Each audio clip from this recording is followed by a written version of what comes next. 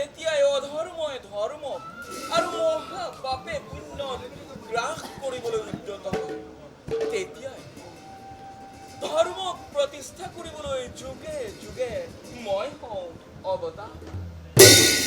কাৰণ মই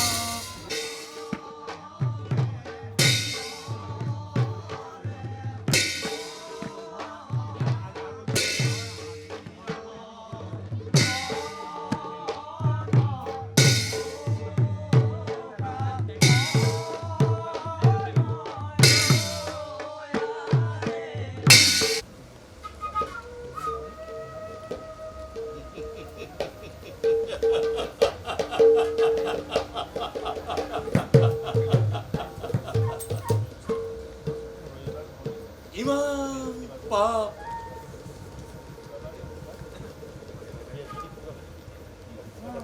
ইমান চেষ্টা কি অথলে যাব পাৰে? ইমান পাপ কি পৃথিৱীয়ে সহ্য কৰিব পাৰে? মোৰ আজন্ম সাধনাৰ সফলতা সৌ দূৰত দুৰ্যোধন, তুমি ৰাজেশ্বৰ আৰু মই দিনহীন অন্নসেৱী। তুমি শত জীৱিত ভ্ৰাতাৰ জ্যেষ্ঠ আৰু মই শত প্ৰেতাত্মাৰ কনিষ্ঠ। তোমাতে মোতে ইমান প্ৰভেদ অথচ ইমান আপোন। সাংবাদিকৰ ব্যস্ততাপূৰ্ণ সময়ৰ মাজত মহাপুৰুষ শ্ৰীমন্ত শংকৰদেৱৰ অনুপম সৃষ্টি ভাওনা, এই ভাওনা এনেদৰে যে 15-20 দিন ৰিহাৰ্চেল আখৰা কৰি মূৰকত মঞ্চস্থ কৰিব পাৰিব প্ৰথম অৱস্থাত আমি ভবাই নাছিলোঁ। কিন্তু যেতিয়া আমাৰ সকলোৱে যথেষ্ট আন্তৰিকতাৰে নিজৰ কামৰ মাজতে সময় উলিয়াই সকলো একত্ৰিত হৈ আমি আখৰা কৰিলোঁ। আখৰা কৰি আহি আজি আমি প্ৰায় অন্তিম পৰ্যায়ত উপনীত হৈছোঁ। আখৰাৰ প্ৰস্তুতি ভালেই, সকলোৱে আন্তৰিকতাৰে চেষ্টা কৰিছে যাতে কাইলৈ সফলভাৱে এই ভাওনা ভাগ মঞ্চস্থ কৰিব আমি পাৰোঁ। প্ৰায় এমাহজোৰা এটা আখৰাৰ অন্তত আমি আহি একেবাৰে সামৰণি পৰ্যায়ত উপনীত হ'লোহি।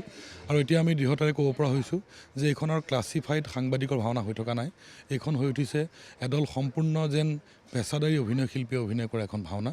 আমি ভাবোঁ যে দৰ্শকসকলে এই ভাওনাখন চাই ভাল পাব, সেয়েহে আমাৰ আহ্বান। সাংবাদিকসকল যথেষ্ট প্ৰতিভাধৰ, তেওঁলোকে বিহু নাচে, তেওঁলোকে নাটক কৰে, তেওঁলোকে গীত গায়, কিন্তু এইবাৰ তেওঁলোকে ভাওনা কৰি দেখুৱাব। গতিকে কাইলৈ সেই দিনটো আহি পাইছেহি। আপোনালোকে শিল্পগ্ৰামৰ প্ৰাংগণলৈ আহক। কাইলৈ 6:30 বজাৰ পৰা সেই ভাওনা আৰম্ভ হ'ব আৰু তেওঁলোকে কৰা এই ভাওনা ভাগিলৈ সকলোৱে যাতে সহায় সহযোগিতা আগবঢ়ায়, সকলোৱে আহি যেন তেওঁলোকক উৎসাহিত কৰে, তাকেই আপোনালোকক অনুৰোধ জনালোঁ। প্ৰথমবাৰৰ কাৰণে আমি মাতৃভাষাত এভাগী ভাওনা কৰিব ওলাইছোঁ।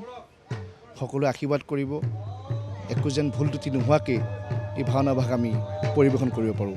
ধন্যবাদ।